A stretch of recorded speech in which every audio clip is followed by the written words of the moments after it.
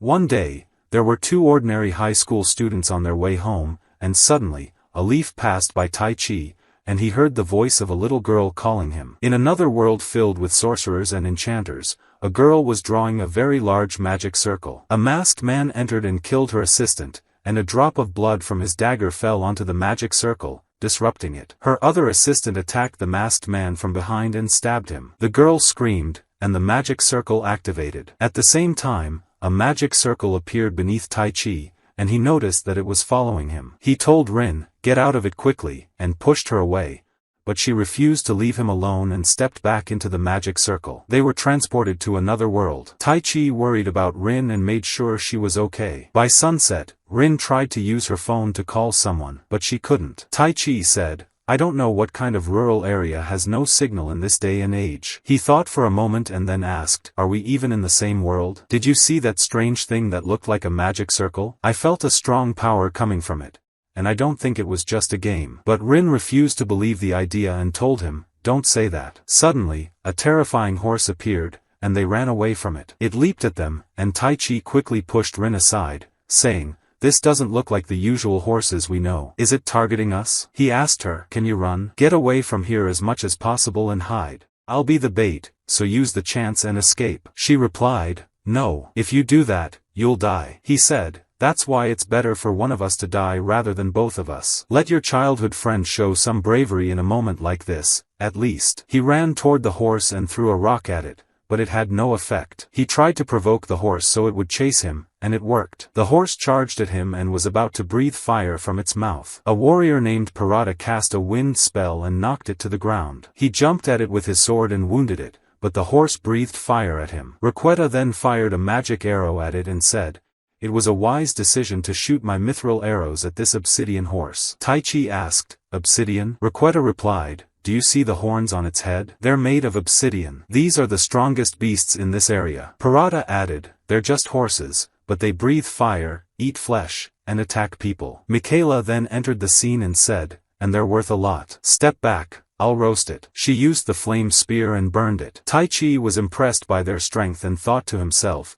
"This world is exactly like an RPG game. Rin and I need to find a way to survive here." At night, Requeta asked Taichi, "Where are you two from?" Taichi was surprised and couldn't find an answer. Requeta said, "You didn't recognize the obsidian horses, and your clothes are strange, with flawless and perfect stitching." Taichi fell silent and looked at Rin, but she was very angry with him. Parada said to Requeta, "Enough with the questions. Everyone has their reasons." Michaela added, "You don't have to talk about it if you don't want to." Parada then said, "Still, it's dangerous for you to wander alone without weapons, especially in this area, since the number of monsters has increased recently." Requeta said, "That's actually a good thing for us adventurers because it creates more work." Michaela disagreed, "No, it's not good. The caravans heading to town are getting attacked, people are disappearing, and everything is getting worse lately." Taichi asked, "Did you say town?" Parada replied, "You mean Asbear?" Taichi said, "It may be selfish to ask this after you saved us, but could you take us with you?" Parada patted him on the back and said,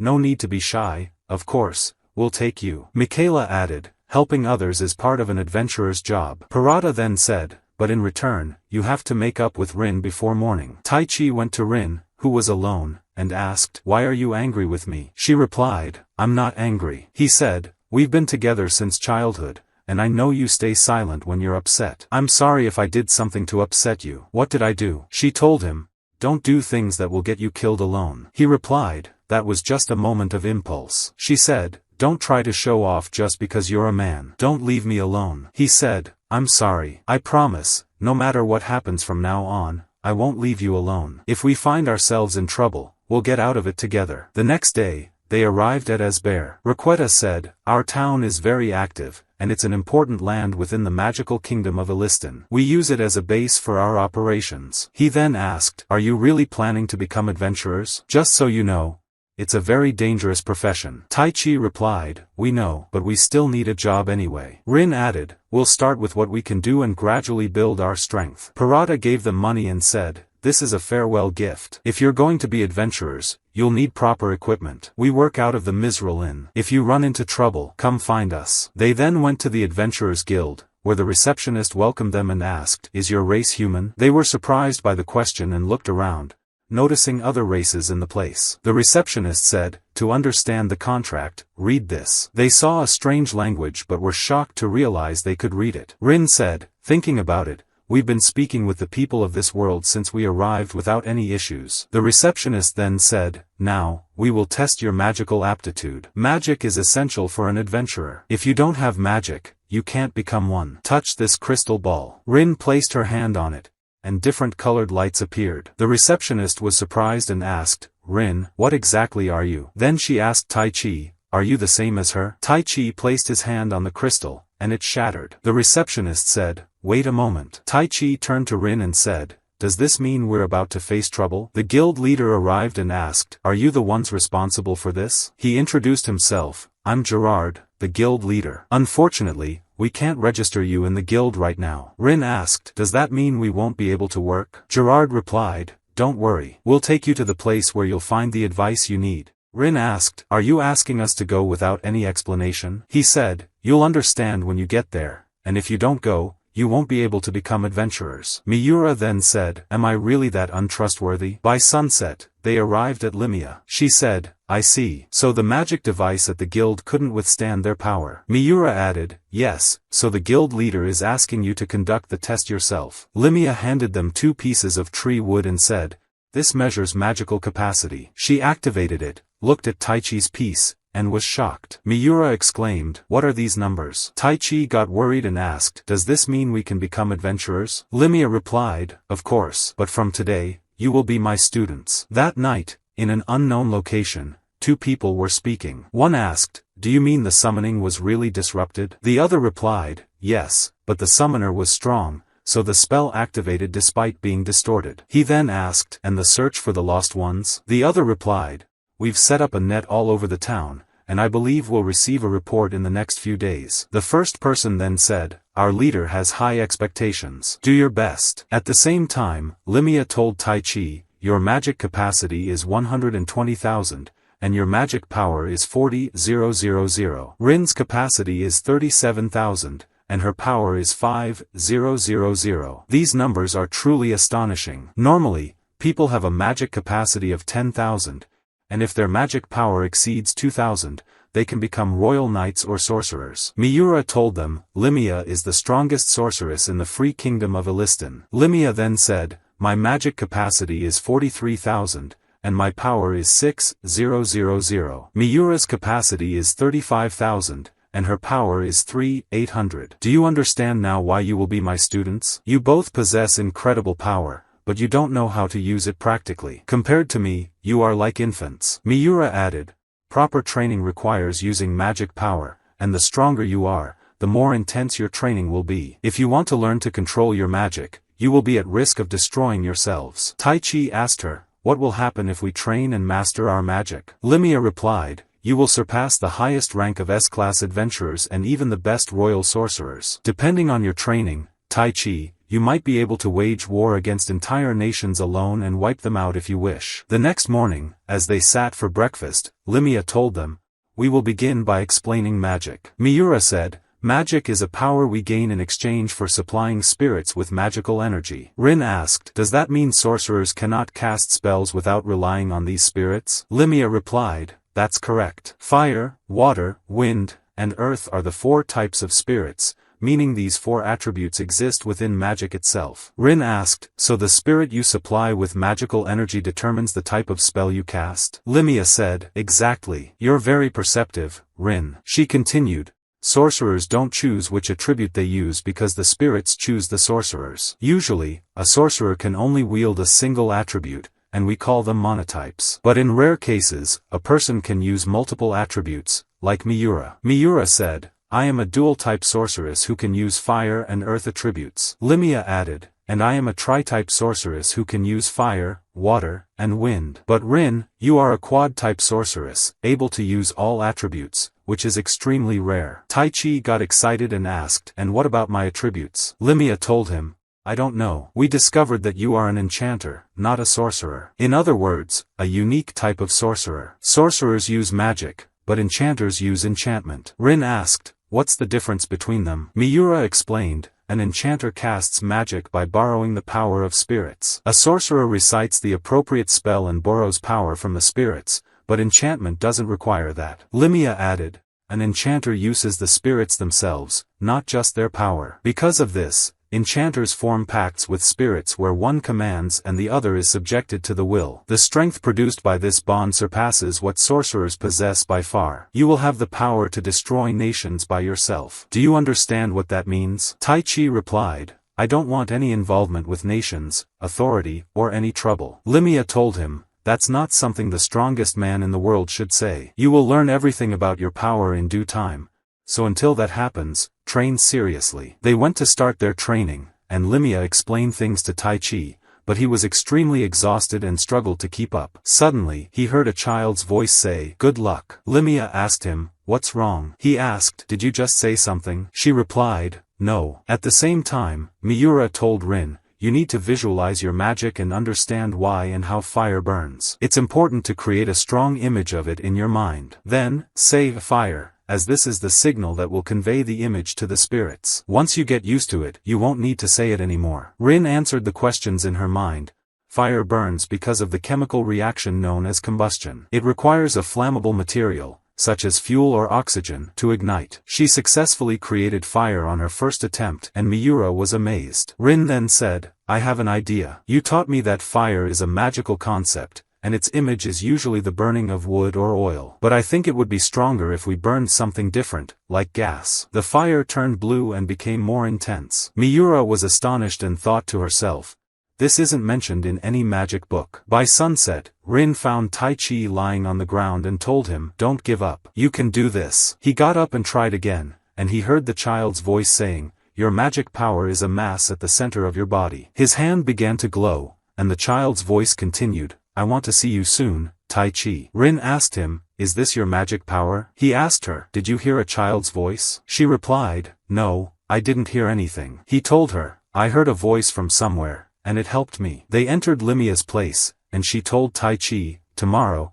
we will work on your left hand. He replied, but I want to try using magic. She told him, no. The first thing you need to do is enhance your body's functions with your magic power. Even though you will continuously consume your magic power while enhancing, you have 120,000, so a lot will remain even if you use some. Anyway, until we figure out your attribute as a unique sorcerer, this will be your primary combat method. No spells, just enhance and strike. That night, Miura asked Limia, what do you think about them? Their magic power is unbelievable, and they managed to manifest it in a single day. They're not ordinary humans. Limia, you know something, don't you? Limia replied, actually, I have a suspicion. The situation has been dangerous in this area lately. It's hard to believe that the problems of the royal capital would extend this far, but the guild leader said something like that. In any case, we will complete their training within a month or 3 weeks. At the very least, we will train them enough so they can rely on themselves as adventurers. Miura asked,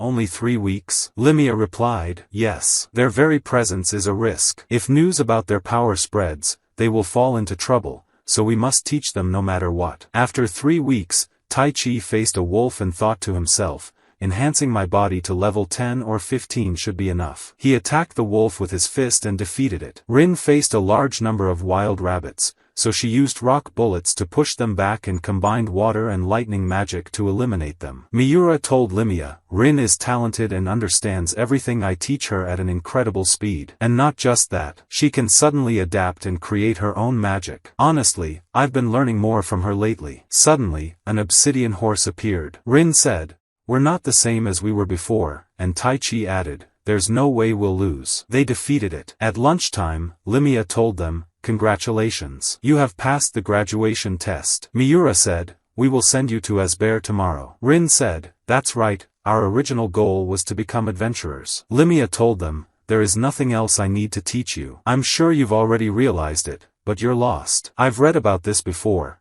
People coming to our world from other worlds. Something that triggers a rift in spacetime is what brings those people here. Either that, or an enchanter in this world summoned them. Tai Chi was shocked and recalled the magic circle that appeared beneath them. Limia told him, judging by your reaction, I believe your case is the latter. Tai Chi was surprised and asked, you knew? She replied, who do you think I am? Your magic power is unnatural, and you occasionally use unfamiliar terminology, so of course, I figured it out. Miura told them, because you are strangers to this world, Limia decided it would be best to train you here. Limia told them, you need to find the enchanter who summoned you here and ask them why. But summoning magic is considered one of the highest levels of magic, and not only that, it is restricted to enchanters who can manipulate space and time, and they are extremely rare. After the celebration, Tai Chi told Rin, we've finally become adventurers. And thank you for what you did when I was summoned. Neither of us understood what was happening, and if I had come to this world alone, I probably would have died. I was able to stand up and face the obsidian horse back then because you were with me. Maybe I'm the one who doesn't want to be alone. Anyway, we can earn money now, and we've gotten to know this world well. So first, we'll go on adventures, earn money, and settle down, and after that, we'll search for the enchanter who summoned us and make them send us back to our world. Agreed? That night, he thought to himself, the power to destroy nations. Do I really possess something like that? Suddenly, he heard the child's voice calling him again, saying, we'll be able to meet soon. He asked, what do you mean? She replied, I'm looking forward to it. He asked, where are you? She laughed, and a green light passed in front of him before disappearing. Tai Chi dreamed that he was in a field somewhere and heard the child's laughter. He asked, are you here? Who are you? And why do you keep calling me? She replied, I will be waiting. He asked, waiting for what? She said, soon, Tai Chi. He woke up and thought to himself, that dream again? 2 weeks ago, Rin and I returned to Asbear and registered as adventurers. We met the people who helped us, and now we spend our days completing simple tasks as E-rank adventurers. We've gotten used to living in this world. And now, it's time for another day of work. He went to Rin at the cafe, where she was reading a book, thinking to herself, the magical kingdom of Elistain is located in the north of the western continent and possesses the most advanced magic in this world. Its population is 20 million, with 80% capable of using basic magic. This massive population is one of the reasons why the magical kingdom of Elistain is one of the 3 great nations in this world. Tai Chi entered and said, you're very diligent. Rin replied, if we're going to be adventurers, we need to have some basic knowledge about the countries. Tai Chi said, I heard that Asbear is called a border town, and the royal capital, Winifix, is very far from here. Rin replied, that's right, but to the east, there are borders with the Scatolis Empire and the Garjin Empire. That's why this city is prosperous. Its location is vital for trade and information exchange within Elistain. The restaurant owner approached and told Tai Chi, a message arrived for you from the guild. He opened it and found a summons. Tai Chi and Rin went to the guild leader, who handed them a job request, an investigation regarding a cafe in the slums. The guild leader explained, recently, we've heard about stolen goods from shops and caravans being smuggled into the city through the slums. Tai Chi asked, but isn't this a D-rank mission? The receptionist said, according to guild regulations, a group of adventurers can accept a request 1 rank higher than their classification. Rin noted, there are 2 X marks on this request. That means adventurers have failed it twice, right? And if there's a 3rd failure? The guild leader confirmed, yes, in that case, we would assign C-rank adventurers and pay additional compensation for our misjudgment. In any case, you are Limia's students, and your abilities are trusted. Your mentor said your power defies logical understanding. If you succeed, you will be promoted to D-rank. They accepted the mission. On their way, Tai Chi said, we won't be able to investigate properly until nightfall. Rin replied, we've been working non-stop recently. Tai Chi added, and I've been following Limia's rule not to use body enhancements outside of combat. She insisted I keep them below level 30. Rin replied, I can't blame her. If you raised it higher than that, you wouldn't be human. She noticed her favorite fruit at a vendor's stall and asked about the price, realizing it was extremely expensive. She said, it was half this price a week ago. The vendor apologized, there's a shortage of Melia right now, and I'm still trying to sell it as cheaply as I can. But shipments aren't arriving even though I ordered them. Recently, there's been a sudden drop in the caravans transporting food to the town. And between us, there are rumors that monsters are attacking them on the way here. And it's not just Melia, there's a shortage of most goods in the market. I don't care whether it's because of monsters or something else. I just want them to solve this problem quickly. That night, they entered the cafe and told the owner, we heard some rumors that we might be able to buy some goods here that aren't available in the market. The owner replied, what do you mean? Rin said, you know, the market is in trouble due to shortages, which is driving up prices. That's why we thought of doing some business, buying goods and selling them on the black market. The owner responded, no, this isn't something for beginners. Rin placed a bag full of money on the table and said, but we came here because we heard that you sell anything for the right price. Everyone in the cafe was shocked by the amount of money. Rin whispered to Tai Chi, if this were a movie, he would take the bait now. Tai Chi replied, fiction is fiction. Rin said, it looks like we lured them out instead. Tai Chi and Rin attacked, making everyone fearful. One of the men said, I don't know. We were asked to do this by a man we met here. He said he had a good job for us, and we didn't ask his name. When we went to the designated location, the attack had already happened, and only the carriage and its cargo remained. Another said, we just brought the goods into the town, nothing more. We don't know what happened to them afterward. We only took a small amount. The owner of the cafe told Tai Chi and Rin, that's enough. It's true that this cafe sold the stolen goods these people brought, but that's normal around here. Don't get involved in what doesn't concern you. That's the law here. As they left, Rin said, we didn't get enough information. Tai Chi replied, and they weren't the type who could defeat D-rank adventurers. They noticed someone following them. 3 assassins appeared in front of them. Tai Chi attacked one, slamming her hard against the wall. Another lunged at him, but Rin pushed her back with wind magic. Tai Chi said, sorry, before knocking her unconscious to take her as a hostage for interrogation. He then turned to the last one and said, you're the only one acting like a general, making your subordinates fight for you. The tables have turned. What will you do now? Suddenly, one of them threw a smoke bomb, and 2 escaped, leaving only the one Tai Chi had knocked unconscious. The next day, the guild leader entered the room where the captured assassin was held and told her, usually, assassins who fail their mission have 2 choices, either wait for their comrades to silence them or take their own lives. But don't worry, you were brought here in secret, so your comrades won't come. She was surprised and thought to herself, why? At the same time, Tai Chi and Rin arrived at the cafe and found Miura there. They explained everything to her. Miura said, the situation is much worse than I expected, but at least I can solve Rin's favorite Malia fruit issue. I came to meet you to form a party with you. What do you think about teaming up with me? They agreed. Miura told them, the Malia fruit in the northern forest is ready for harvest, but there's been a series of incidents recently. Thieves have been stealing it, causing a severe shortage, which is why the price has skyrocketed. The culprit has a powerful sorcerer protecting him, so the farmers can't resist. A request was sent to the guild to guard the Malia fields, capture the culprit, and defeat the sorcerer. They rode a carriage with Miura and set off on their mission. Miura thought to herself, I never imagined I'd form a party with anyone before. When they arrived at the village, the farmers, Magil, Laity, and Kashim, welcomed them. When Kashim shook hands with Tai Chi felt something strange. Later, at the field, Rin sensed a signal and said, something is approaching. And it's not human. 3 goblins and a large ogre appeared. Miura charged at the goblins, cutting them down one by one with her sword. Tai Chi punched the massive ogre with an enhancement level of 35, shattering its head. That night, Miura told Rin and Tai Chi, goblins and ogres don't usually live in the northern forest. Rin asked, you mean today's attack was likely orchestrated by someone? Miura replied, it's too soon to jump to conclusions. We need to see how our enemy acts to determine that. At the same time, a girl stood in the field,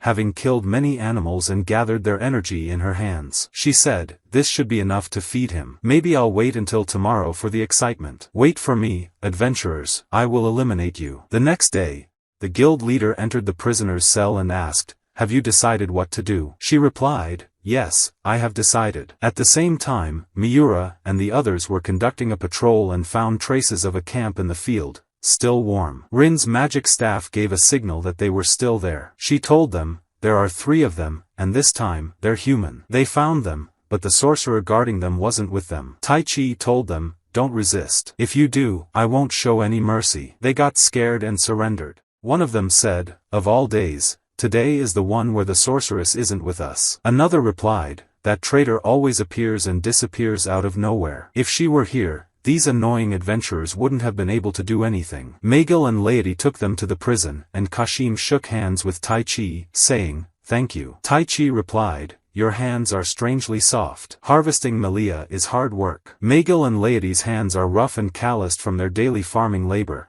but you don't have a single scratch. Kashim said, actually, I'm the overseer. Miura said, and that's not all. You knew about the goblins and the ogre, didn't you? Rin added, it's unusual for a farmer who has never worked as an adventurer to recognize goblins and ogres. Tai Chi asked, who are you? Kashim smirked and said, you barely managed to figure it out. Yes, I was the one who sent the goblins and the ogre. I was the one who convinced the men to steal the Melia fruit. And I was the one who made the farmers send a request to the guild. Miura asked, why did you do all of this? Kashim replied, to lure the three of you here. I needed to test your abilities, and you amazed me. Especially you, Taichi, you were incredible, but also naive. A woman wearing a cloak of concealment appeared. Her name was Grammy. She said to Kashim, you talk too much. Kashim said, I'll leave the girls to you. I'll handle the boy. Rin launched a fireball at Grammy, but she dodged it. Miura attacked with her sword, but Grammy blocked her strike. Miura asked, if you could conceal yourself, why didn't you attack back then? Grammy replied, are you stupid? I have no interest in petty assassinations. What I desire is a clash between lives. She lunged at Miura, who parried her attack and thought, this woman is obsessed with battle. Miura pushed her back, and Rin fired another fireball, but Grammy countered it with wind magic. Rin used wind magic to create a whirlwind to buy Miura time to enhance her body. But Grammy dispelled the whirlwind and was shocked to see Rin using earth and water as well. She asked, you're activating two attributes at the same time? At the same time, Taichi asked Kashim, was that woman their guard? Kashim replied, yes, but you will face me. Taichi asked, you're unarmed? You'll fight with your hands? Kashim said, of course not. He summoned a wolf made of frost. Taichi said, you're underestimating me. He jumped at the wolf with his fist, but his attack passed through it. Kashim said, what do you think? Like I told you, this is a creature made of frost. Since it's an element, it has no physical form, so physical attacks won't work on it. But its attacks will work on you. Attacking it with your sword won't work either, though you could use it to defend yourself at least. Even though you defeated an ogre with a single punch, there's no way to fight the frost element. At the same time, Miura attacked Grammy, but Grammy blocked her strike. Rin thought, at this rate, Miura will just exhaust herself. She launched rocks and water, but Grammy maneuvered Miura into their path. Rin quickly dispelled her magic, but Grammy took advantage of Miura's distraction and punched her hard in the stomach. She then lunged at Rin, who used wind magic to push her back, but Grammy pierced through the wind with her sword. Meanwhile, Taichi cut off the wolf's leg with his sword, but it regenerated. Kashim said, are you wishing those two girls were here? Both of them use fire magic and could defeat the frost element, but it seems you can't use magic. Your only advantage is your physical abilities. Taichi asked, what are you after? Kashim replied, I've measured your strength. Now it's time to move on to the second phase. The wolf consumed the energy orb that Grammy had gathered the night before. Its power increased, its color turned red, and it charged at Taichi, sending him flying. Taichi tried to get up but coughed up blood. Kashim said, it looks like your enhancement couldn't keep up with the red element. I won't kill you, you're too valuable. Taichi asked, are you planning to force me to do something? Kashim replied, I don't know yet, but I will capture the two girls fighting Grammy as hostages. I need your power, and to obtain it, I need restraints to make you obey me. Those two will be those restraints. At the same time, Rin and Miura were on the ground, unable to move. Grammy said, I finally got excited, but this fight is over. Miura replied, you're really strong. She and Rin stood up and said, but that was just a test. Now, we begin our real plan. Miura attacked Grammy with her sword. Grammy blocked every strike and said, this is your new plan? It's the same as before. Rin suddenly rushed in with a lightning sword. Grammy jumped back to evade, but Miura was already waiting at her landing spot and kicked her. Grammy hit the ground, and Rin didn't give her a chance to recover. She conjured a stone sword and struck down with both blades, piercing Grammy with the lightning sword. Then Rin activated the whirlwind technique. Grammy said, that same trick again? Rin replied, not the same. If I spread something flammable inside the whirlwind and ignite it, it will explode. Miura attacked from behind and slashed Grammy with her sword. Later, Grammy regained consciousness and said, I admit I lost today. But when my wound heals and I become stronger, we'll have a rematch. Kashim appeared and said to Grammy, you lost? Rin and Miura were shocked. Kashim said, you'd better stop if you care about your friend. Taichi was beneath the wolf's paw, unconscious. Kashim said, his abilities are truly on another level. I can't believe he fought the red element with just his bare hands this entire time. Taichi regained consciousness and said, you bastard. The wolf stomped on him again. Kashim asked, will you accept defeat and do as I say? Taichi thought to himself, I won't let you take them hostage because of me. He lost consciousness and saw a green light. A child's voice asked him, do you want power? He replied, yes. I want to protect Rin and Miura. She said, I'll give it to you, but remember, this time is an exception. I'm breaking the rules to do this, so it will be extremely painful, like dying. Will you take it? He said, yes, I'll take it. I'll endure anything to defeat that man. She said, understood. I will grant it to you. My name is Ariel, Spirit of Wind. Taichi stood up, surrounded by a whirlwind. Kashim was shocked and said, he can still stand. He ordered the red element to attack, and Taichi was sent flying. Taichi laughed and said, this really is cheating. I didn't feel any pain from that hit. He looked at Kashim and said, you said you'd harm Rin and Miura. I'm going to end you. Kashim ordered the red element to breathe fire, but Taichi unleashed a stronger wind and destroyed it. Kashim and Grammy fled. At sunset, Kashim clutched his severed arm and said to Grammy, he got me. She asked, did you achieve your goal? He replied, yes. That boy is far stronger than we imagined. She said, that's a monster. There's no way that power belongs to a human. The next day, Limia tells Taichi, you have exhausted all your magical power and have been asleep for a whole week. Usually, you can recover the consumed magical power overnight, but when it is completely depleted, it takes a long time to regenerate it from the beginning. Rin and Miura thought you were unconscious due to the injury, so they brought a doctor to examine you, and he told them the same thing. But as the days passed, on the third day, they couldn't wait any longer, so they brought you here. They are investigating something in town right now. Taichi asks her what exactly happened in the northern forest, and when he tells her, she says, just as I expected. The Crimson Covenant. This is magic that consumes the blood of humans and monsters and is considered forbidden due to its brutality. Feeding anything to the sphere infused with this magic allows it to drain dozens of times more than their usual magical power. Taichi replies, I thought I was done for at that moment. But then, Ariel spoke to me. Limia is surprised and asks, are you sure that's what the voice told you? I can't believe it. Taichi asks her, can you explain? She tells him, remember when I told you that you are a unique magician who uses sorcery instead of magic, and that we don't know what your attribute is? He replies, yes. She says, now things have become clearer. At the same time, Kashim is kneeling before someone, who tells him, the matter was worth the great sacrifice you made, Kashim. And now, I have another task for you. It will be just a small prank. A trivial matter with no strategic importance, although I think it will ease your anger a little. He approaches Grammy, and Kashim says, but she has played her role sufficiently. The man replies, no, it wasn't enough. He grabs her hand and places a spider seal on it, saying, we need you to continue as a pawn for Kashim, so I made some modifications. He then tells Kashim, this is the first step toward what is about to happen. The first major step in achieving our goal. Meanwhile, Limia and Taichi go to the cafe, where she tells him, you are a summoner. You form a covenant with specific spirits and gain the right to use stronger magic based on your bond with them. In our world, spirits are the highest beings, even above dragons, and because of that, they are invisible to us. There is also another difference between summoners and magicians. Spirits perform magic on behalf of the summoner using their full power. Taichi replies, that sounds like cheating. Later, he goes looking for Rin and Miura. On his way,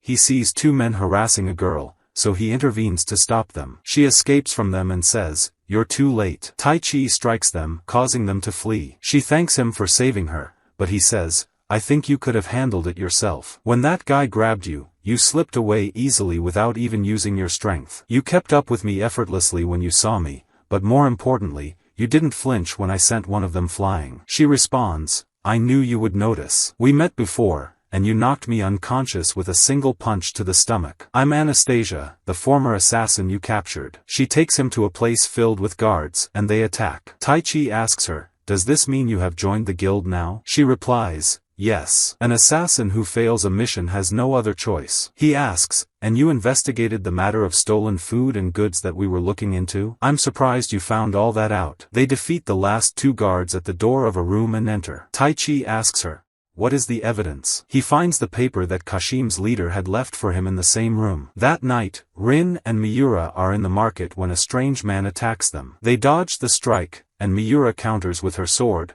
but he blocks it. Rin fires water bullets at him, but he evades them. She then uses wind magic, but another enemy nullifies it and attacks them with flame magic. Rin uses a shield to protect Miura. They look up and see 3 people on the rooftop. Miura says, 2 against 4. Grammy removes her invisibility cloak and says, no, 5. She strikes Miura, knocking her unconscious, then takes her and says to Rin, these are the boss's orders, don't blame me. She leaves, while the other 4 prevent Rin from chasing her. At the same time, Tai-Chi and Anastasia are walking through a tunnel built using earth magic. Tai-Chi says, if what's written on the paper is true, then a tribe of goblins enhanced by the Crimson Covenant is hiding here beneath this bear. Then they find a door. Tai-Chi reaches out to open it, but Anastasia stops him and says, it could be trapped. She unlocks it with a piece of metal and says, it's safe. Meanwhile, Rin defeats the 4 enemies when Grammy appears and says, I don't intend to fight you. Your friend is in this building. Rin asks her, then why are you telling me this? Grammy responds, first, I didn't deceive you because I wanted to, but you are both my prey, and I won't let either of you disappear. So, go save her quickly. My boss plans to use the Crimson Covenant on her. Rin flies toward the building at full speed. She opens the door and finds a group drawing a magic circle with Miura bound in the center. One of them asks, are you her friend? She demands, what are you doing to her? He replies, she will be our sacrifice. Rin slams him into the wall with wind magic, then uses a freezing technique to immobilize the remaining mage's legs. She casts earth magic to break the magic circle and freeze Miura. Then Kashim and his leader enter the room. Rin asks, are you responsible for all of this? The leader replies, yes, but I didn't come here to fight you. I came to inform you that an army of 3,000 monsters will attack this town. That's more than enough to destroy everything. Kashim adds, unfortunately, your boy won't be coming, because we've prepared a different stage for him. Their leader says, how long will you be able to defend the town? I'm curious to find out. Then they walk away. On their way, Kashim says to the leader, it's a heinous act to attack the city from both inside and outside. The leader laughs and says, you're saying that now? More importantly, how many are ready? Kashim replies, 500 underground and 200 above. The leader says, 500 is enough considering the boy's strength. Kashim asks, are you really sure about all this? The leader replies, according to my calculations, the project has a 90% success rate, and I think that's enough for us to sacrifice. By now, the monsters should have occupied the northern fortress, and the battle will be at dawn. At the same time, a massive rock monster attacks Anastasia, but Tai-Chi stops its fist. He jumps at it, breaks its arms with a punch, then smashes it completely with both fists. A door in front of them opens, and the 2 girls who were with Kashim's leader appear, saying, welcome to Milo and Milo's room. Meanwhile, Rin and Miura go to inform the guild leader about what is going to happen. He asks them, did he propose any demands to stop the attack? Rin replies, no. The way he spoke,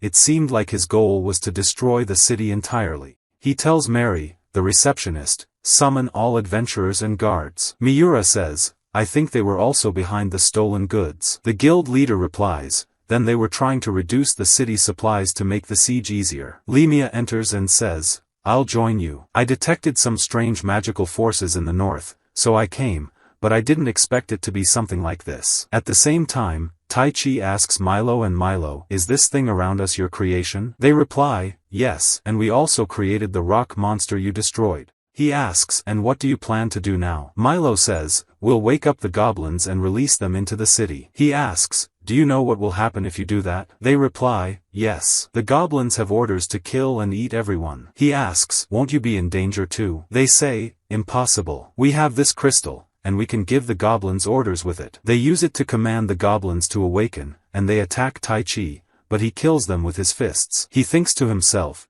if I enhance myself too much, I'll destroy the entire room. I have to restrain myself a little. Milo and Milo scream as the goblins attack them, and the crystal falls from their hands and shatters. Tai-Chi saves them and says, I told you this would happen. Do you understand what you've done? They reply, we're sorry. He asks, how many of them are there? They reply, there are many rooms like this all over the city. He picks them up and places them next to Anastasia, then charges at the goblins. At the same time, Limia says, there are 3,000 monsters on their way to the town. The front lines consist mainly of forest beasts like fen wolves, while the orcs and ghouls are in the rear to deliver the final blow. We need to launch a wide-range fire attack to eliminate the weak ones so our forces can focus on the ghouls and orcs. Rin asks, we only need to take out the front lines, right? Limia replies, yes. Rin says, I have a plan. The next day, Limia tells Miura, trust what Rin told us. I don't know how advanced the science in her world is. She remembers Rin saying, I will combine earth, water, and fire magic to create a massive explosion. It's called an internal explosion, like a volcanic eruption. As the monsters approach, Rin uses earth magic to create a huge pit, making the frontline monsters fall in. She then uses water magic to flood them before using earth and fire magic to form a giant metal sphere, dropping it into the pit, causing a massive explosion. The guild leader orders the rest of the forces to attack. Kashim and his leader watch from a distance. The leader says, the fun is about to begin now. Your fate awaits you. At the same time, Taichi, Anastasia, and Milo arrive at the guild leader's tent. The Crimson Covenant enhanced monsters reach the battlefield, including 3 massive ghouls. Limia attacks the goblins with fire magic and tells Rin and Miura, hold them off for 30 seconds. I'll prepare a big move now and change the course of the battle with one strike. Miura and Rin try to buy her time as Limia prepares the spell. At the same time, Taichi asks the guild leader, where are Rin and Miura? Suddenly, they feel a powerful earthquake. Taichi tells Anastasia,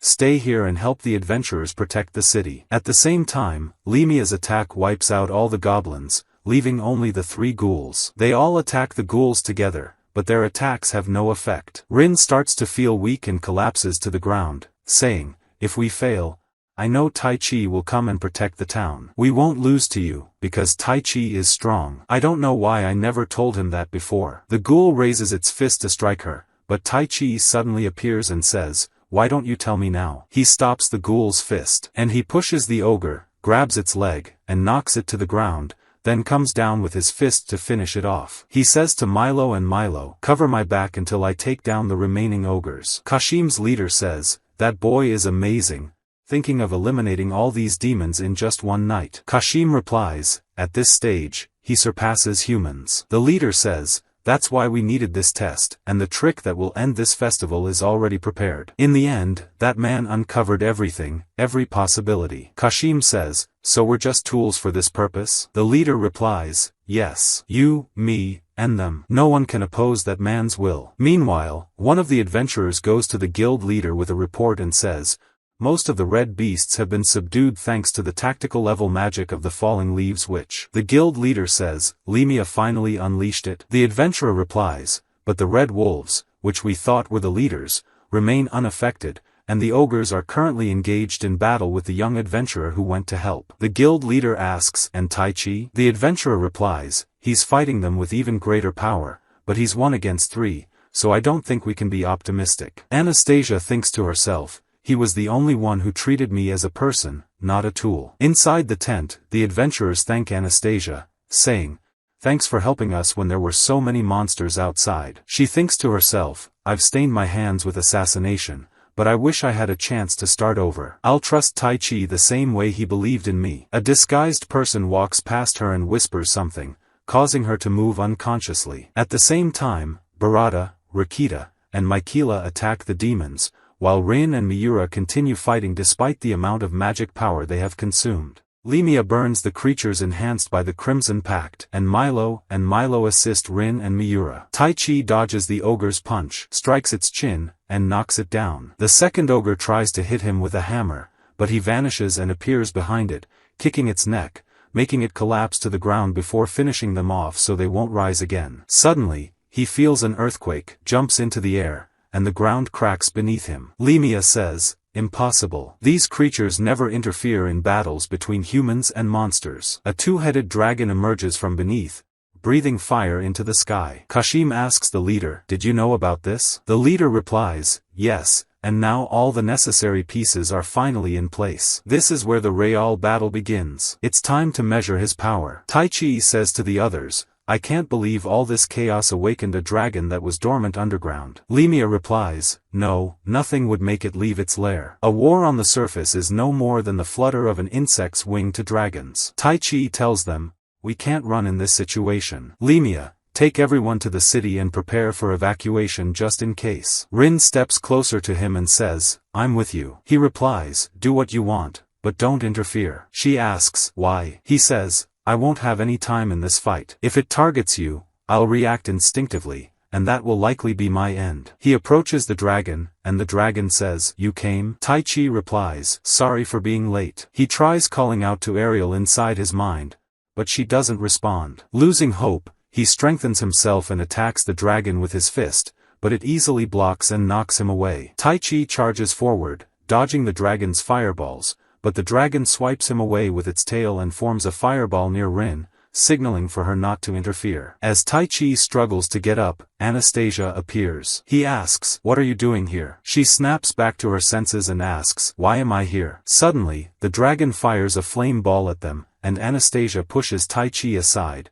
taking the hit instead. She wakes up and says to Tai Chi, "Sorry, but this was my fault." He replies, "It's definitely not your fault. The fact that you're alive is enough. Hold on, I'll finish this and take you to a healer." She says, "Thank you. You were the only one who treated me like a human. If I survive, please." But then she sees Rin and thinks to herself, "I know my feelings aren't mutual." She asks him, "Can we be friends?" He says, "What are you talking about? We're already friends." But then she dies. Tai Chi screams, remembering when he told her he wouldn't let her die, and thinks to himself, after telling her that, "I thought everything would be fine because of my tricks, but I was naive. I didn't take anything seriously, and in the end, I couldn't do anything. Give me power. Hurry, why have you been silent all this time? You're here, aren't you?" Ariel responds, "Yes, this is the strong emotion I needed from you, Tai Chi." Suddenly, he finds himself in a field, standing before Ariel. She says, "I'm sorry. I couldn't do anything. I'm a spirit, and you're a summoner.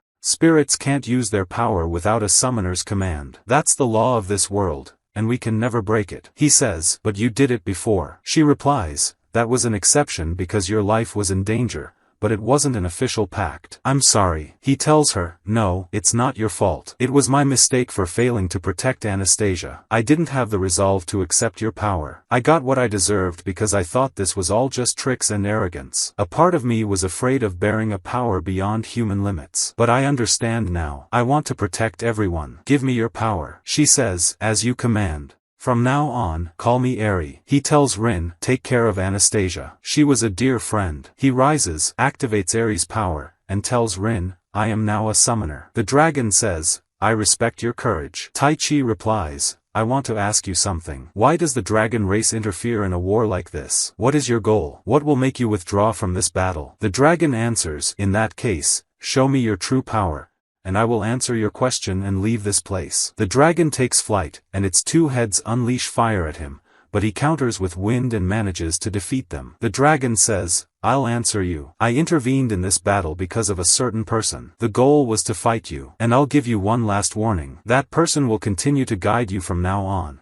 But it is important for this land and the world. I accepted their request because I agree with their beliefs. So make sure you don't forget, if you want to protect what is dear to you, you must be strong." Meanwhile, Kashim's leader stands before the mastermind behind everything and says, "The test was a success. The boy made an official pact with the wind spirit." She says, "Then I must prepare for his next guidance quickly." After the damage caused by the battle, the town returned to normal. Tai Chi went to visit Anastasia's grave, then headed to Limia's house and showed them Ariel. Limia said, "So now you can summon a spirit and manifest it easily? You've improved a lot." They saw a carriage approaching. Limia said, "That's an envoy from the royal family." She introduced herself, saying, "I am Alcina Norman, daughter of Marquis Norman, and I have come on behalf of His Majesty King Gilmar." Limia said, "I've heard some suspicious rumors." Alcina replied, "I have come to ask for your help. Can you come with me to the royal capital, Winifex?" Indeed, they accompanied her. On the way, she told them, 30 years ago,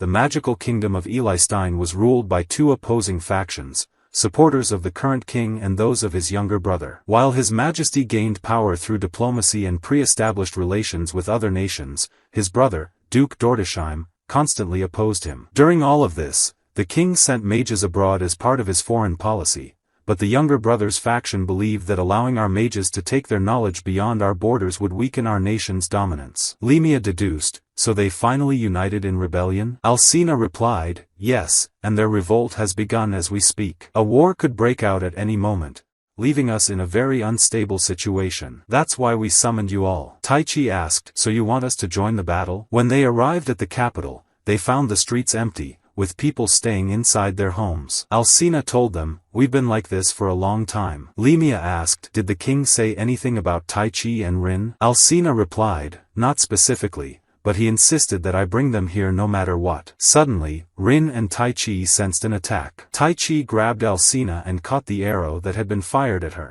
The archer who shot the arrow later went to Duke Dordesheim and said, "I'm sorry, I failed." The Duke replied, "So the previous reports weren't false." Alcina and the others arrived at the king's chamber, where everyone stared at them coldly, offering no welcome. Alcina introduced them, "This is Bella Livoma, head of the royal mages. This is General Sumala, supreme commander of the royal army. And this is Queen Charlotte Eli Stein." The king entered and said, "Raise your heads. I am Gilmar. I have heard of your achievements in the Battle of Esber." Limia said, "Enough with the introductions, Gilmar. Get to the point." Everyone was shocked by her rude manner of speaking to the king. The king ordered Sumala and Bella to leave with their soldiers, then said to Limia, "You haven't changed at all." She replied, "Neither have you. I heard the details, and it seems the situation with Dordesheim is unstable. I can help you, but we have conditions. If you don't accept them, we'll return to Esber." The king said, "All right.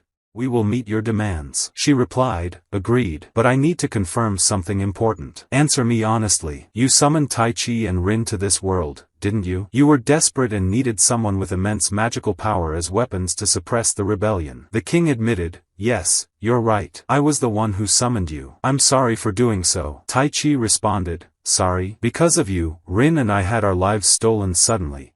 And we almost died, and now you brought us here just to kill some people for you?" Miura told the king, "I apologize for his tone, but Taichi and Rin came from a peaceful world. War and killing were never part of their lives." Limia added, "But don't forget that these two have become adventurers and are on the verge of fighting for this land." The king said, "I will take full responsibility." Taichi and Rin returned to their room. Rin told him, "Knowing who summoned us here is a step forward for us." Alcina entered and told them, "Someone wants to speak with you." Queen Charlotte entered and said, "I'm sorry. The truth is, I was the one who summoned you. I am a time-space mage capable of manipulating time and space. Against my will, when I summoned you, I placed you in a monster-infested area. I spent a long time searching for you, all because of my weakness." Alcina told her, "No, this isn't your fault. You were just following Gilmar's orders. I know how much you suffered because of this until you cast the spell." The queen replied, "No, we wanted to save our people. I felt that emotion strongly and decided to fulfill my natural duty as a queen. I created the summoning spell with great detail to target a life form that met all the right conditions, someone capable of learning magic, conveying intentions, and understanding our language." Taichi said, "So that's why Rin and I matched the conditions perfectly?" The queen answered, "No, only you, Taichi. To be honest, when I was performing the summoning, the younger brother's assassins had already infiltrated. I thought I had been cautious, keeping people away and preventing anyone from entering, but the magic went wild, and I lost control." Taichi asked, "How can we return?" The queen answered, "A summoning spell can only be cast once in a lifetime. I know I can't apologize enough for you to forgive me, but I have no way to send you back. But please, believe me, when this rebellion ends and peace returns to our land, I will find a way to send you back to your world, even if it costs me my life." Taichi told her, "Raise your head." Rin said, "We believe you. I know you struggled before you could admit this to us. I wish we had met earlier." Taichi added, "Yes, we were close to getting killed. Our power is practically a cheat. But more importantly, since we arrived here,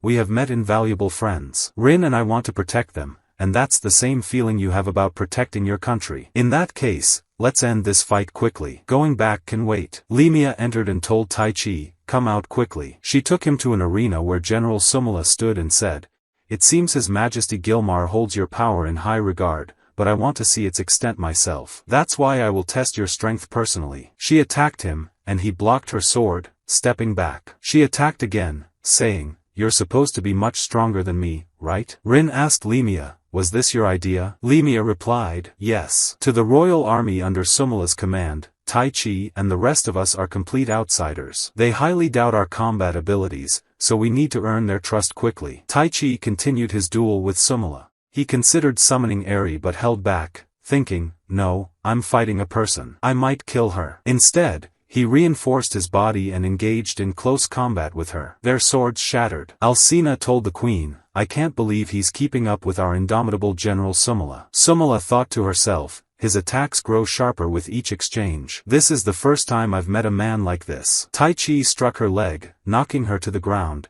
then slammed his fist beside her head. She said, "I surrender." That night, he sat alone on the rooftop, summoned Eri, and said, "The view is beautiful, so I thought I'd share it with you." Eri said, "I understand you. Something is troubling you." He said, "My power is immense and almost inevitably lethal in battle. It's too brutal." She asked, "Are you afraid of hurting someone again?" He replied, "Yes. Until now, I've only fought monsters. But this time, I'll be fighting people. This is war, and I'll be facing ordinary soldiers. And Rin, I don't want her to hurt anyone. Even if this is another world, I want her to be able to return to her normal high school life when we go back." Meanwhile, Kashim's leader, revealed as Cardinal Ludra, entered Queen Charlotte's room and said, "You're still here? You need rest." She replied, "Understood," and left. The next day, Tai Chi saw Rin watering the flowers and told her, "Limia is calling us. She wants us to attend the meeting with the royal army." At the same time, Duke Dordesheim was holding a meeting with his soldiers. Marquis Nilgon said, "I think we should launch the first attack. We must strike Winifex immediately." Another Marquis replied,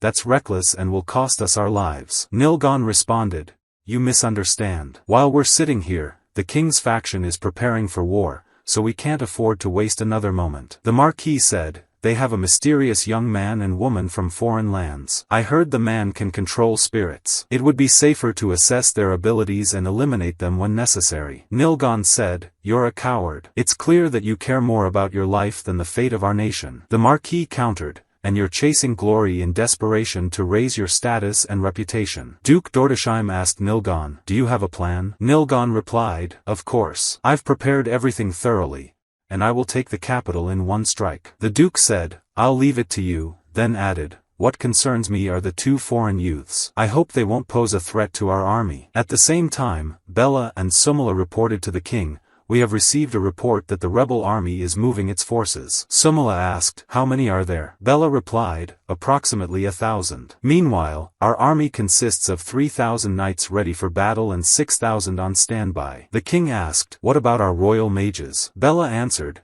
"We have 300 ready for combat now and 500 in reserve." The king said, "Prepare to deploy them." The queen asked, "And Tai Chi and Rin?" Sumala responded, "They will certainly be placed in our ranks." Sumala then went to Tai Chi and Rin and told them, "The rebel army, led by Marquis Nilgon, will begin their attack the day after tomorrow." Limia said, 1,000 soldiers? That's a very small number. What are the chances that this is a diversion, or that they plan to attack multiple locations at once?" Sumala answered, "Our scouts have thoroughly searched all fronts but found no additional enemy forces around the royal capital. It seems opinions were divided within the younger brother's faction, so we believe this is their full force." Limia said, "Why don't we increase the number of our mages slightly, just in case?" Sumala replied, "Understood. That would be more effective during an exchange of fire." Bella said, "No problem, I'll take care of it." Sumala concluded, "Our frontline forces will advance the morning after tomorrow and engage them south of Winifex. Even if the enemy detects our movements and changes course,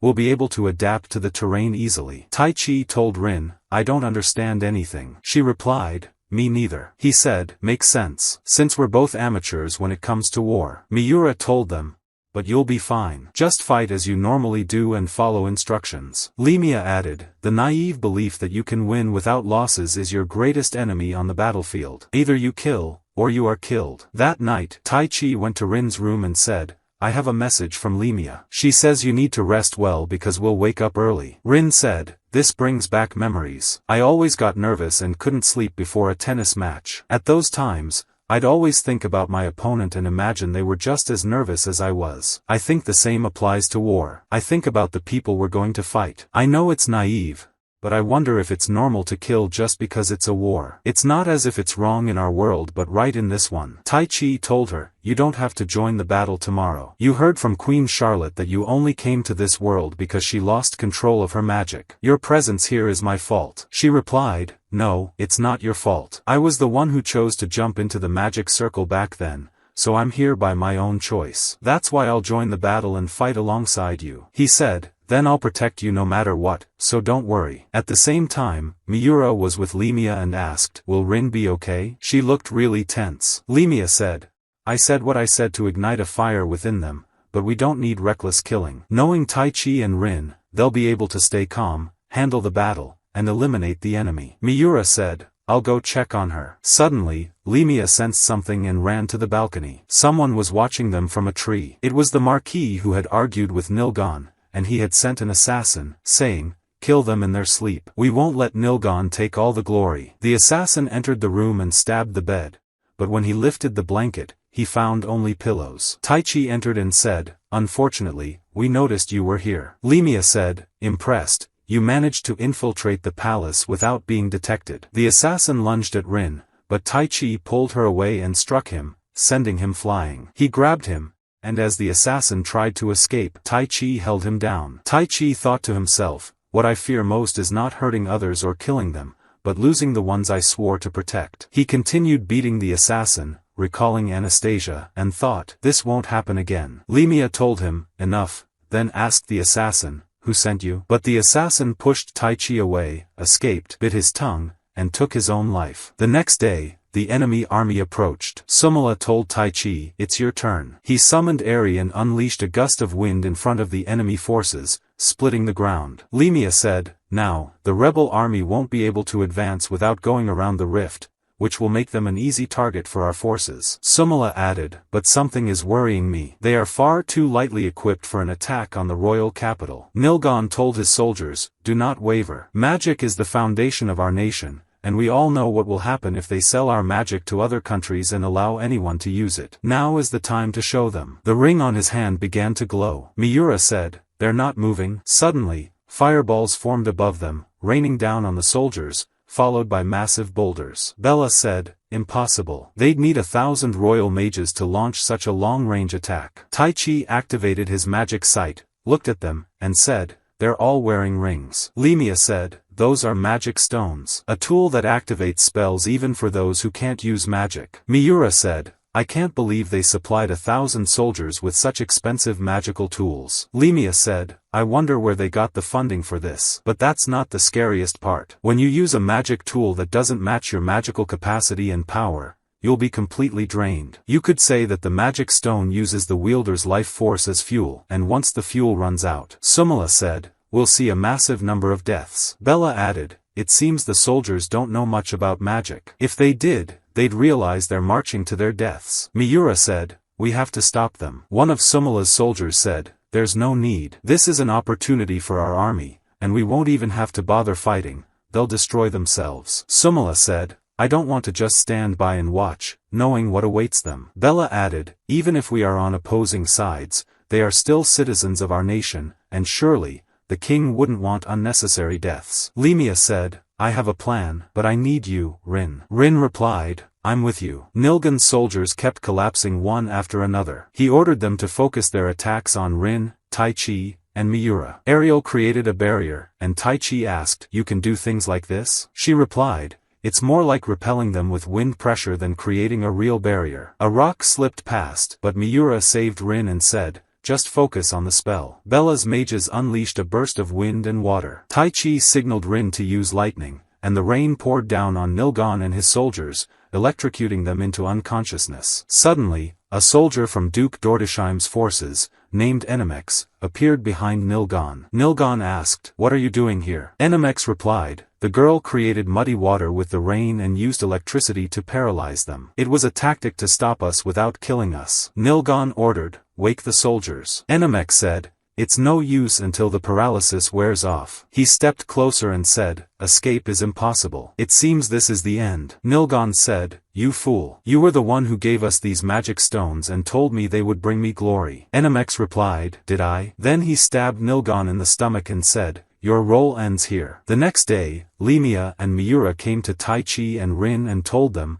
King Gilmar is summoning us. When they arrived, all eyes were on Taichi, and he overheard people saying, is this the man who split the earth? The king said, your performance yesterday is worthy of praise, and my daughter said she wants to reward you for it. Servants entered carrying various weapons, and Limia said, these are exquisite artifacts. The king said, They are all rare pieces belonging to the royal family. You may take whatever you like. Miura chose a dagger, Rin found a new staff, and Limia took a rare magic stone. Taichi chose a sword. The queen told him, that sword was crafted in an eastern island nation because no blacksmith in our country could identify the materials used in its creation or how it was forged. But I have heard that it is a weapon of exceptional quality. He decided to take it. Afterward, he walked through the city and told Eri, I'm being closely watched. He overheard people saying, that's the man who protected this town yesterday. I heard he's an incredible mage summoned by the king. Children gathered around him to greet him. After bidding them farewell, he walked away and waited to be alone before saying, come out. I know you're there. Kashim emerged and said,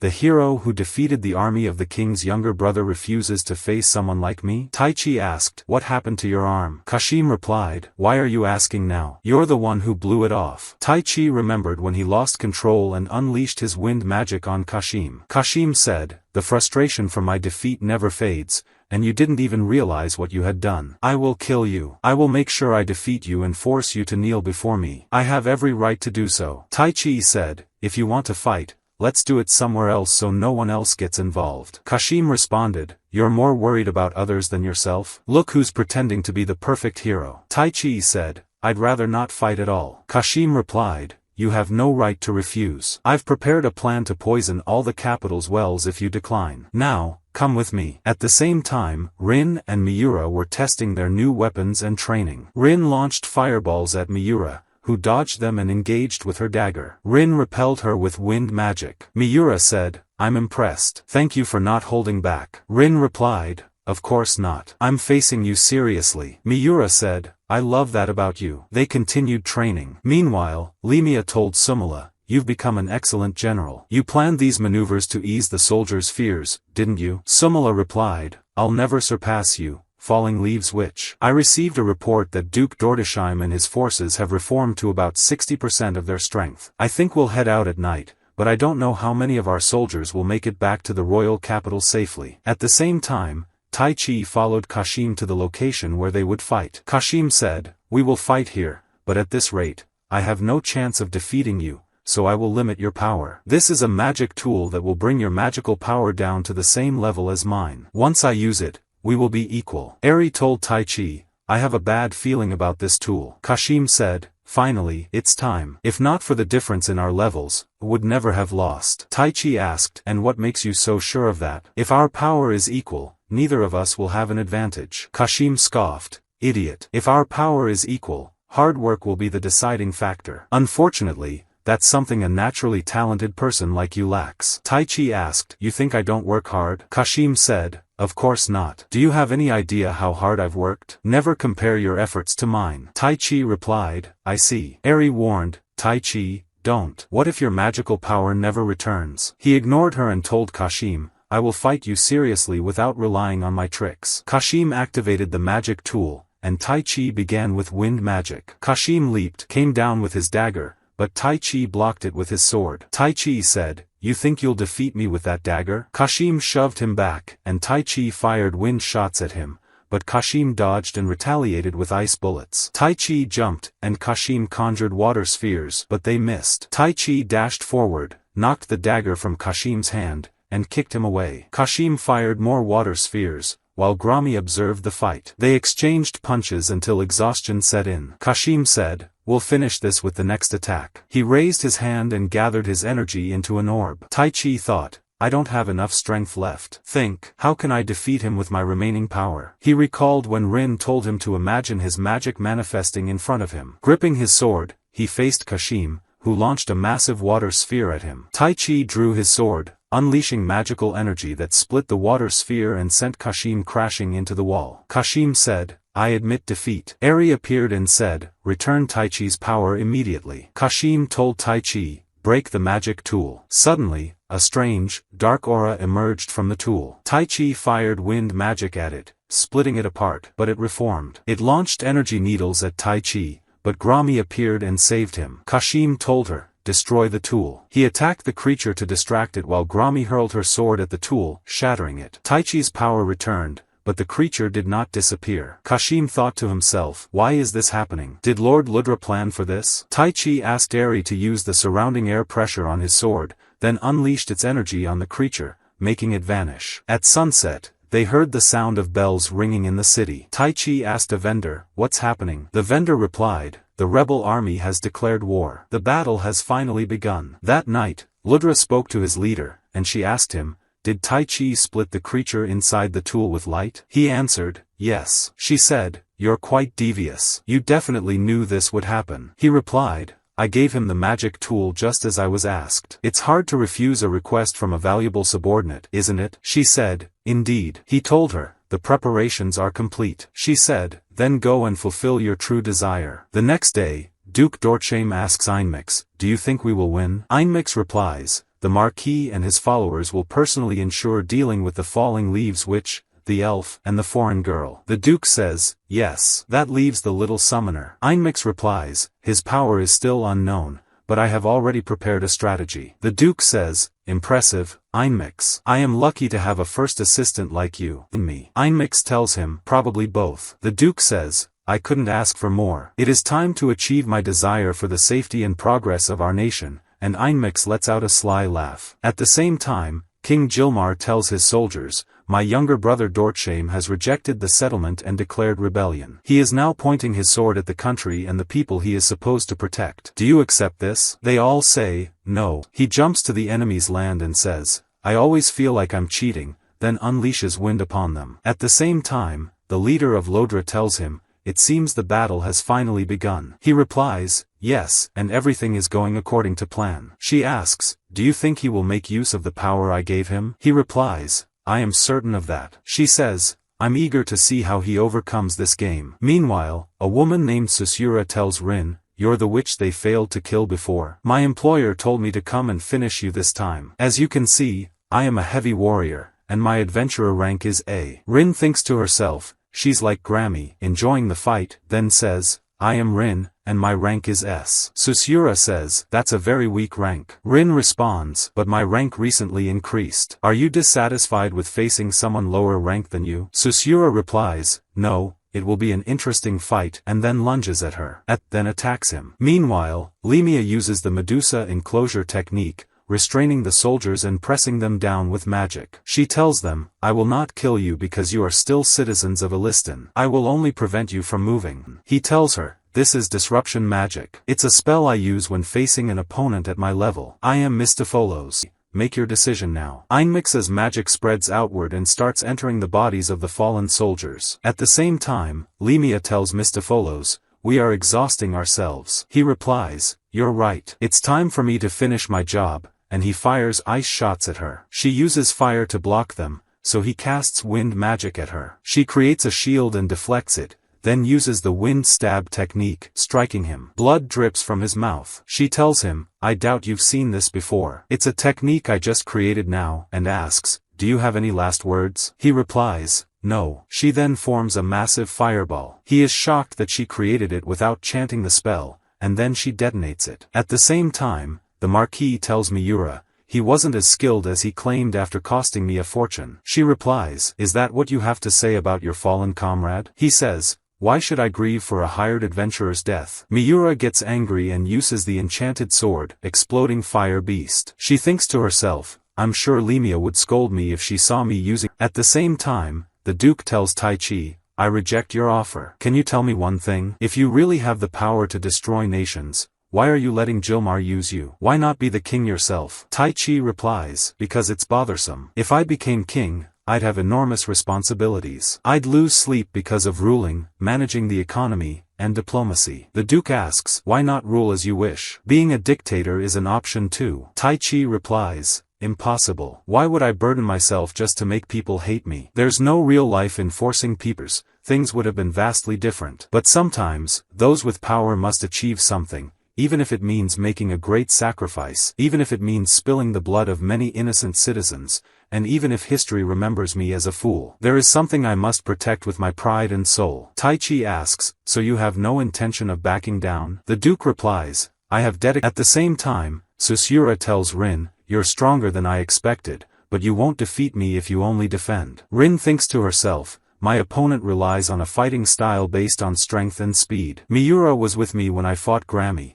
but she is the complete opposite of me in combat." Susura jumps, and Rin fires a fireball at her. Susura creates a magic circle beneath her feet, jumps again, touches it, but her leg gets injured. She then fires ice and uses the fire rain technique, severely wounding Susura. The Duke asks, "What do you mean?" Aniclimax says, "I have served as your assistant for years, but I have never seen you as my lord for even a moment. I have only one master, and she is a woman, the only one. The supreme being who watches over the entire world." Taichi recalls the dragon's warning. Aniclimax says, "This spell consumes a person's heart and devours their mind. Those under its effect become berserk, immune to fear and pain, fighting and seeking bloodshed until their bodies rot." The Duke asks, "Why are you doing this?" Aniclimax replies, "Because my lady commanded it. She ordered me to start a civil war and force the young man from the other world to be involved in it. Personally, I couldn't care less about this country's future. The one who did this must have used a mind control technique, and that's not a magical element. This is dark magic carried by a shadowy entity. If we don't eliminate the caster who activated the spell,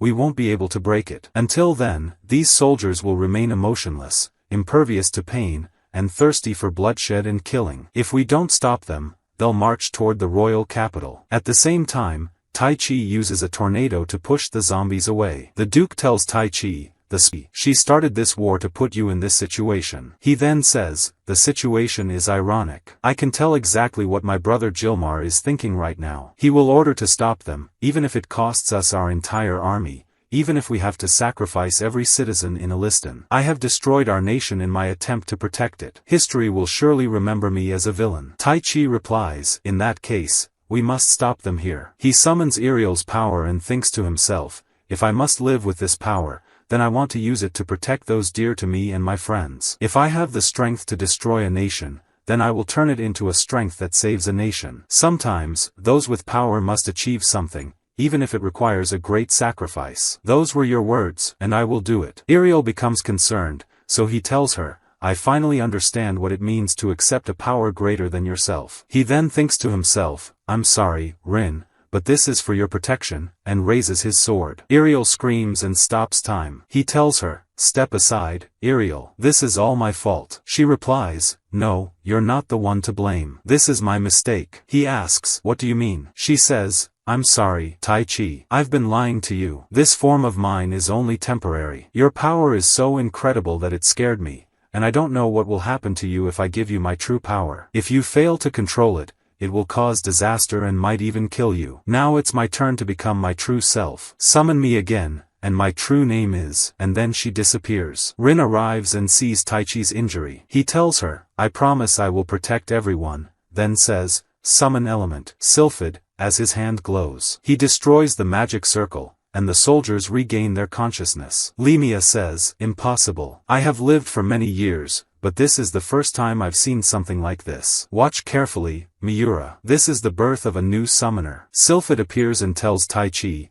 "This is the first time I have shown myself to you in this form. Call me Sylphie from now on." Susura says, "That's Sylphid, the queen of spirits and one of the 4 great spirits." Taichi asks her, "Did Eri disappear?" She replies, "No. My memories and emotions from when I was Eri still remain in my heart." At the same time, Aniclimax transforms into a demon and flies into the sky. Taichi flies after him and asks, "What is your goal? Who is the woman you speak of?" Aniclimax replies, "She is the woman who rules the world," and attacks him, but Taichi easily stops him and pushes him back. Aniclimax tells him, "You must realize who she is first. You have heard the spirits since your birth. Why do you think you were summoned to this world? Because that woman chose you. Everything that led you to this moment was orchestrated by her. Even the queen who summoned you was merely a pawn in her hands to fulfill this purpose. When the time is right, the great battle will begin, and the world will be turned upside down. When that happens, light and darkness will reverse, and she will appear as our salvation. That's why you were chosen. This world, Altia, needs the ultimate weapon to continue existing, and you were selected to be that woman's shield and sword." Taichi asks, "Who is this person you keep mentioning?" Aniclimax replies, "It is not yet time for you to know her name." Taichi says, "That's nonsense. Who do you think I am?" He charges at Aniclimax with a powerful punch to his face and says, "I will not accept this," and they engage in a fast-paced battle. Taichi ends the fight with a devastating punch that sends Aniclimax crashing to the ground, then uses Sylphid's power to strike him down with lightning. The soldiers return to their city. Taichi wakes up from unconsciousness, and the queen enters his room, telling him, I'm so happy that you're safe. He thinks to himself, despite the many losses on both sides, the battle ended with King Jilmar's victory. The town and the capital returned to normal, and we were rewarded with generous prizes. We were granted the title of Royal Army Consultants, placing us in the ranks of the Royal Army as special forces who are summoned whenever the kingdom is in danger. With that, peace was restored once again to the Alistan Magic Kingdom. Later, the king visits his brother's prison cell and asks, "Do you have any last words?" The Duke replies, "I did what had to be done, and I regret nothing," and he is executed. The next day, Tai Chi is alone on the balcony when Limia enters and asks, "You're not seriously thinking that you should have handled the situation better, are you?" He replies, "Yes." She tells him, "Stop acting like a child. Humans aren't perfect. But those with greater power than ordinary people will be forced to make difficult decisions from time to time. What you chose and what you didn't choose in those moments is the burden you must accept. Stay true to your heart, doubt, worry, face problems, and grow to become better." Afterward, they go to the queen, who tells Tai Chi and Rin, "I promise to return you to your world one day." Rin tells her, "We're counting on you, but don't strain yourself." Tai Chi says, "I have come to love my life here, and we have dear friends." Then, they set off toward the town of Asbear.